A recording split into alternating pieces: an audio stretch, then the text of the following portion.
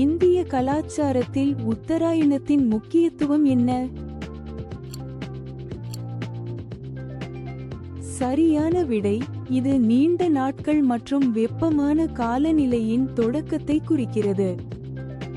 இந்தியாவில் எந்த மாநிலம் உத்தராயணத்தை மிகுந்த உற்சாகத்துடன் கொண்டாடுகிறது?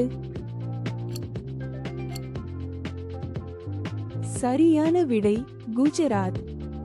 உத்தராயண பண்டிகையின் போது பாரம்பரிய காத்தாடி எதில் தயாரிக்கப்படுகிறது? சரியான விடை, காகிதம் மற்றும் மூங்கில். இந்து புராணங்களில் காற்றின் கடவுளாக கருதப்படுபவர் யார்? சரியான விடை, வாயு. உத்தராயணத்தின் தொடக்கத்தை குறிக்கும் வகையில் ஜனவரி 14 அன்று கொண்டாடப்படும் திருவிழாவின் பெயர் என்ன?